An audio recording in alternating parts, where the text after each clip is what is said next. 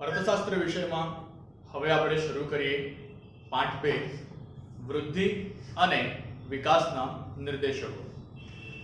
વિદ્યાર્થી મિત્રો, આ પાઠનો ગુણભાર છે 10 અને 5 ગુણનો પ્રશ્ન પૂછવાની શક્યતા આ પાઠમાંથી વધારે હોય છે।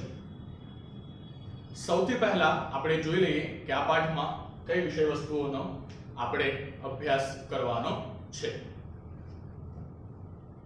તો આપણો પહેલો મુદ્દો છે, પહેલો ટોપિક આર્થિક વૃદ્ધિનો અર્થ। આર્થિક વૃદ્ધિનો અર્થ, જેમાં આપણે આર્થિક વૃદ્ધિનો સામાન્ય અર્થ, વિવિધ અર્થશાસ્ત્રીઓએ આપેલી વ્યાખ્યાઓ અને મર્યાદાઓનો અભ્યાસ કરીશું। ત્યાર પછીનો ટોપિક છે આર્થિક વિકાસ। આર્થિક વિકાસ કોને કહેવાય તેનો સામાન્ય અર્થ, વિવિધ અર્થશાસ્ત્રીઓએ આપેલી વ્યાખ્યાઓ, મર્યાદાઓ અને લક્ષણો, આટલા મુદ્દા આપણે આ ટોપિકમાં જોવાના છે। ત્યાર પછી 5 ગુણમાં પૂછવાની શક્યતા જેની વધારે હોય છે તે પ્રશ્ન, આર્થિક વૃદ્ધિ અને વિકાસનો તફાવત। આર્થિક વૃદ્ધિ અને આર્થિક વિકાસનો તફાવત 3 ગુણ અથવા 5 ગુણમાં પૂછાઈ શકે, પરંતુ મોટા ભાગે 5 ગુણમાં જ પૂછતા હોય છે। ત્યાર પછી આર્થિક વિકાસના નિર્દેશકો, જે 3 અથવા 5 ગુણમાં આપણને પરીક્ષામાં આવી શકે। હવે આમાં આર્થિક વિકાસના નિર્દેશકો 4 છે।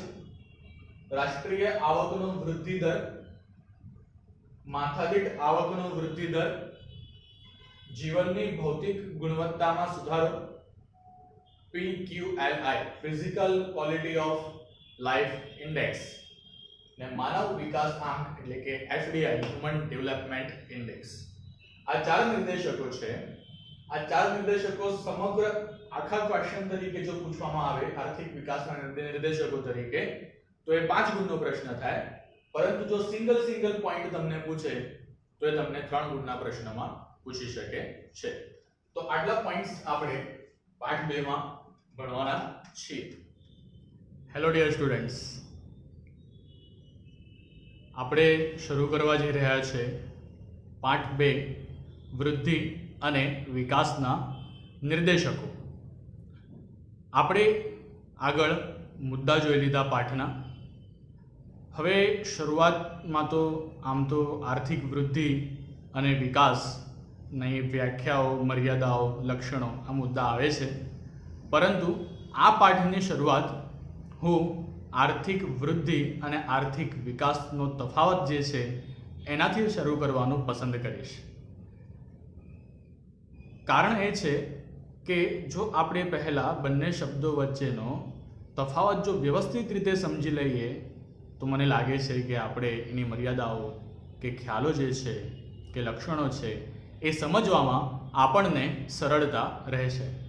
તો આપણે સૌથી પહેલા આર્થિક વિકાસ અને આર્થિક વૃદ્ધિનો તફાવત એનાથી આ પાઠની શરૂઆત કરીએ।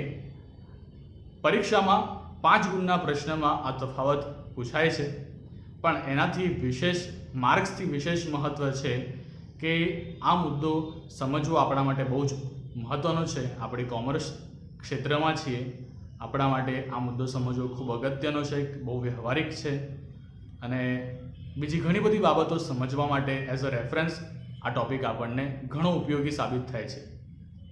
અને એટલે આપણે આર્થિક વૃદ્ધિ અને આર્થિક વિકાસ વચ્ચેનો તફાવત જે છે એ માટેનો આપણો ખ્યાલ સ્પષ્ટ હોવો ખૂબ જ જરૂરી છે। તો શરૂ કરીએ આપણે આપણા તફાવતથી। સૌથી પહેલા તફાવત સમજવા માટે આપણે સૌથી પહેલો મુદ્દો પસંદ કરીએ બંનેનો અર્થ। વિદ્યાર્થી મિત્રો, આર્થિક વિકાસનો અર્થ અને આર્થિક વૃદ્ધિનો અર્થ આપણે સૌથી પહેલા જોઈએ તો આર્થિક વિકાસનો અર્થ શું છે? તો સમયના લાંબા ગાળા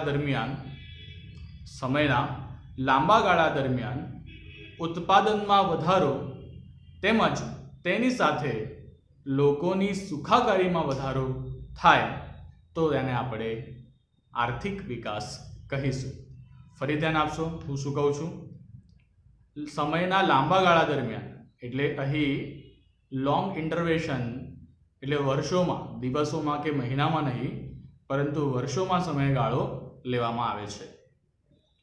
માત્ર 1 વર્ષના અભ્યાસથી કે અવલોકનથી આર્થિક વિકાસનો ખ્યાલ સ્પષ્ટ થઈ શકે નહીં. એટલે સમયના લાંબા ગાળા દરમિયાન 1 કરતાં વધુ વર્ષોની સરખામણીથી ઉત્પાદનમાં થતો વધારો તેમજ તેની સાથે લોકોની સુખાકારીમાં થતો વધારો એટલે આર્થિક વિકાસ એમ કહી શકાય. થોડી વિગતે ચર્ચા કરીએ, પણ પહેલાં આર્થિક વૃદ્ધિનો અર્થ જાણી લઈએ એટલે આપણો જે તફાવતનો ખ્યાલ છે સ્પષ્ટ થાય. આર્થિક વૃદ્ધિનો અર્થ છે કે સમયના લાંબા ગાળા દરમિયાન ઉત્પાદનમાં થતો વધારો. તમે કહેશો કે સર અમને તો આ સાંભળવામાં સેમ એટલે કે સરખું લાગ્યું, તો બંને વચ્ચે ફરક શું? હા, તો એના માટે તમારે ફરી ધ્યાન આપવું પડશે. મેં તમને શું કીધું? આર્થિક વિકાસનો અર્થ શું છે? સમયના લાંબા ગાળા દરમિયાન ઉત્પાદનમાં થતો વધારો. પણ સાથે સાથે બીજી વસ્તુ શું કીધી મેં? મનુષ્યની સુખાકારીમાં વધારો. તો આર્થિક વૃદ્ધિ અને આર્થિક વિકાસ વચ્ચે આ એક બહુ મોટો ફરક છે. આર્થિક વૃદ્ધિ માત્ર ઉત્પાદનમાં વધારો સૂચવે છે. ઓકે, આપણે એક વસ્તુ એવી જાણી લઈએ કે આ ઉત્પાદનમાં વધારો એટલે શું કહેવા માંગે છે? ઉત્પાદનમાં વધારો એટલે શું? તો ભાઈ રાષ્ટ્રીય આવકમાં વધારો. આ રાષ્ટ્રીય આવકમાં વધારો શું છે? તો જીડીપીની રીતે જોવા જઈએ તો દેશની અંદર દેશના સાધનો વડે ઉત્પન્ન થયેલા ઉત્પાદનોનું નાણાકીય મૂલ્ય. હવે કેવી રીતે કાઉન્ટિંગ થાય આનું? તો આપણા આવકના 3 ક્ષેત્રો છે: કૃષિ, ઉદ્યોગ અને સેવા. કૃષિ ક્ષેત્રે થયેલું કુલ ઉત્પાદન, સાંભળો, કૃષિ ક્ષેત્રે થયેલું કુલ ઉત્પાદન તેનું નાણાકીય મૂલ્ય, સેવા ક્ષેત્રે થયેલું કુલ ઉત્પાદન તેનું નાણાકીય મૂલ્ય, ઉદ્યોગ ક્ષેત્રે થયેલું કુલ ઉત્પાદન તેનું નાણાકીય મૂલ્ય.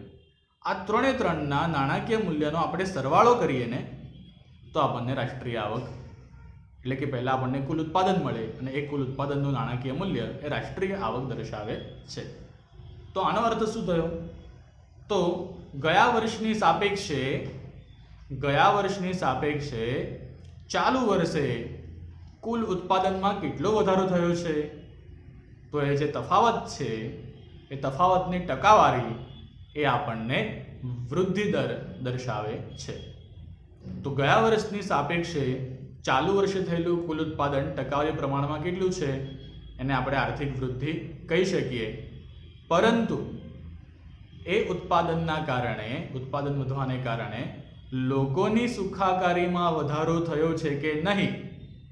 લોકોની સુખાકારીમાં વધારો થયો છે કે નહીં તે જાણીને જ આપણને ખબર પડે કે આર્થિક વિકાસ થયો છે કે નહીં. તો આપણો પહેલો મુદ્દો અહીંયા આપણને સ્પષ્ટ થવો જોઈએ કે આર્થિક વૃદ્ધિ માત્ર ઉત્પાદનમાં વધારા સાથે સંબંધિત છે કે ભાઈ ગયા વર્ષ કરતાં ચાલુ વર્ષે ઉત્પાદન કેટલું વધ્યું. જ્યારે આર્થિક વિકાસ ઉત્પાદન તો વધવું જ જોઈએ, પણ ઉત્પાદનના વધારાને કારણે લોકોની સુખાકારીમાં વધારો થવો જોઈએ. તો આ આપણે આર્થિક વિકાસ અને આર્થિક વૃદ્ધિ વચ્ચેનો અર્થ સમજ્યા અને એના માધ્યમથી આપણને એક તફાવત તો ખબર પડી ગઈ. બીજો મુદ્દો છે, એવું કહે છે કે આર્થિક વિકાસ એ પ્રક્રિયા છે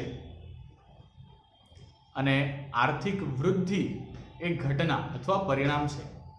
પણ આના પહેલાં આપણે એક પોઈન્ટ સમજવો પડે કે આર્થિક વિકાસને વિકાસશીલ દેશો સાથે સંબંધ છે.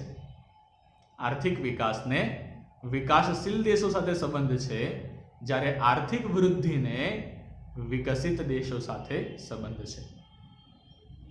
વિદ્યાર્થી મિત્રો, અર્થતંત્રના આધારે દુનિયાના જે દેશો છે એને 3 વિભાગોમાં વહેંચવામાં આવે છે: અલ્પ વિકસિત રાષ્ટ્રો, વિકાસશીલ રાષ્ટ્રો અને વિકસિત રાષ્ટ્રો. તો આ જે વિકાસશીલ રાષ્ટ્રો છે એમાં આપણને આર્થિક વિકાસની પ્રક્રિયા જોવા મળે, જ્યારે વિકસિત રાષ્ટ્રો જે છે તે આપણને આર્થિક વૃદ્ધિની પ્રક્રિયા જોવા મળે. તો આર્થિક વિકાસ એ પ્રક્રિયા શા માટે છે? કારણ કે એ વિકાસશીલ દેશોમાં જોવા મળે છે. તો શા માટે? કારણ કે વિકાસશીલ દેશો જેવા કે ભારત છે, ચીન છે, પાકિસ્તાન, શ્રીલંકા, આ એવા દેશો છે કે જ્યાં વિકાસની પ્રક્રિયા ચાલુ છે. અહીં આ દેશોની સમસ્યા મુખ્યત્વે વસ્તી, ગરીબી અને બેરોજગારી, નિરક્ષરતા, આરોગ્યની ઓછી સુવિધાઓ, આ એની મુખ્ય સમસ્યાઓ છે. અને સૌથી મોટું લક્ષણ આર્થિક વિકાસની પ્રક્રિયા વિકાસશીલ દેશોમાં હોય એના માટે સૌથી મોટું લક્ષણ અથવા કારણ કહી શકાય આવક અને સંપત્તિની અસમાન વહેંચણી. આવક અને સંપત્તિની અસમાન વહેંચણીના કારણે વિકાસશીલ રાષ્ટ્રોમાં ગરીબ અને ધનિક વર્ગ વચ્ચે ઘણી અસમાનતા જોવા મળે છે, જે એમના આર્થિક સ્વાસ્થ્ય ઉપર અસર કરે છે. તો આર્થિક વિકાસ પ્રક્રિયા છે. કેમ? કારણ કે હજુ પણ વિકાસશીલ રાષ્ટ્રો એટલે આર્થિક વિકાસની પ્રક્રિયા આપણને વિકાસશીલ રાષ્ટ્રોમાં જોવા મળે છે અને વિકાસશીલ રાષ્ટ્રો વસ્તી, ગરીબી, બેરોજગારી, નિરક્ષરતા જેવી સમસ્યાઓ સામે, આરોગ્ય જેવી સમસ્યાઓ સામે લડી રહ્યા છે. They are fighting with it. એની સામે લડી રહ્યા છે. માટે તેઓ વિકાસ તરફ, આર્થિક વિકાસ તરફ પ્રગતિ કરી રહ્યા છે. તો આ દેશોમાં આપણે જોવાનું છે કે માત્ર ઉત્પાદનમાં વધારો નહીં, પણ થયેલા ઉત્પાદનને કારણે લોકોનું જીવન ધોરણ પણ સુધરવું જોઈએ, તો આર્થિક વિકાસ થયો એમ કહી શકાય. બીજી બાજુ આર્થિક વૃદ્ધિને વિકસિત રાષ્ટ્રો સાથે સંબંધ છે. આર્થિક વૃદ્ધિ એક ઘટના કે પરિણામ છે. શા માટે? કારણ કે વિકસિત રાષ્ટ્રો America, Japan, Russia, Canada, Australia, New Zealand, આવા રાષ્ટ્રો છે કે જ્યાં આર્થિક અસમાનતા ઘણી ઓછી અને એના કારણે આ દેશોમાં વસ્તી, ગરીબી, બેરોજગારી જેવી સમસ્યા છે જ નહીં, કાં તો બહુ નહિવત છે. ખ્યાલ આવે છે તમને? એટલે આ વિકસિત રાષ્ટ્રોને આ બધી સમસ્યાઓ સામે સ્ટ્રગલ નથી કરવું પડતું, એની સામે ફાઇટ નથી કરવું પડતું, એની સામે મૂડી પ્રકારનો ખર્ચ નથી કરવો પડતો. એટલે એમણે શું કરવાનું છે? ઉત્પાદન વધારીને પોતાની સુખાકારીમાં વધારો કરવાનો છે, બસ. એટલે જે છે એને ટકાવી રાખવાનું છે, આર્થિક વિકાસને ટકાવી રાખવાનો છે એમને. એટલે વિકસિત રાષ્ટ્રો એ એવા દેશો છે જે આર્થિક વિકાસની પ્રક્રિયા પૂર્ણ કરી ચૂક્યા છે. ગરીબી, બેરોજગારી, વસ્તી, આરોગ્ય, શિક્ષણ, સફાઈ વગેરે જેવી સમસ્યાઓ પર એ જીતી ચૂક્યા છે, વિજય હાંસલ કરી ચૂક્યા છે. એટલે એ દેશોમાં આર્થિક વિકાસની પ્રક્રિયા પૂર્ણ થઈ ગઈ છે. માટે હવે તેઓને સુખાકારી સાથે બહુ લેવા દેવા નથી. માત્ર ઉત્પાદનમાં વધારો કરીને જે છે એને ટકાવી રાખવાનો છે. માટે વિકસિત દેશોમાં આર્થિક વૃદ્ધિનો ખ્યાલ અસ્તિત્વમાં છે. ઓકે, તો આ પોઈન્ટ આપણો ક્લિયર થયો. શું ભણ્યા આપણે? કે આર્થિક વિકાસ એ પ્રક્રિયા છે. કેમ? કારણ કે તેઓ વિકાસ તરફ ગતિ કરી રહ્યા છે અને આ ખ્યાલ વિકાસશીલ રાષ્ટ્રો સાથે સંકળાયેલો છે. જ્યારે આર્થિક વૃદ્ધિ એ વિકસિત રાષ્ટ્રો સાથે એનો સંકળાયેલો ખ્યાલ છે. કેમ? કારણ કે તેઓ આર્થિક વિકાસની પ્રક્રિયા પૂર્ણ કરી ચૂક્યા છે. તો એમ કહી શકાય કે આર્થિક વિકાસના પરિણામ સ્વરૂપે તેઓ આર્થિક વૃદ્ધિને હાંસલ કરી શક્યા છે. એટલે આર્થિક વૃદ્ધિ એ પરિણામ છે અથવા બની ગયેલ ઘટના છે તેમ કહી શકાય. વિદ્યાર્થી મિત્રો, આના પછીનો મુદ્દો છે પરિવર્તન. તો આર્થિક વિકાસ એ પરિમાણાત્મક અને ગુણાત્મક પરિવર્તનો દર્શાવે છે. આર્થિક વિકાસ બંને પરિવર્તનો દર્શાવે છે, ગુણાત્મક પણ અને પરિમાણાત્મક. જ્યારે આર્થિક વૃદ્ધિ એ માત્ર પરિમાણાત્મક પરિવર્તનો દર્શાવે છે. આવું શા માટે? કારણ કે આર્થિક વૃદ્ધિનો અર્થ આપણે સમજ્યા ઉત્પાદનમાં વધારો, એટલે પરિમાણ એટલે કે ક્વોન્ટિટેટિવ. એને માત્ર ઉત્પાદન કેટલું વધ્યું તેની સાથે જ નિસ્બત છે. માટે આર્થિક વૃદ્ધિ એ પરિમાણાત્મક પરિવર્તનો દર્શાવે છે, જ્યારે આર્થિક વિકાસ પરિમાણાત્મક એટલે ઉત્પાદનમાં વૃદ્ધિ તો ખરી છે, સાથે સાથે ગુણાત્મક મનુષ્ય જીવનની સુખાકારીમાં વધારો થયો છે કે નહીં તે પણ દર્શાવે છે. માટે આર્થિક વિકાસ પરિમાણાત્મક અને ગુણાત્મક પરિવર્તન છે.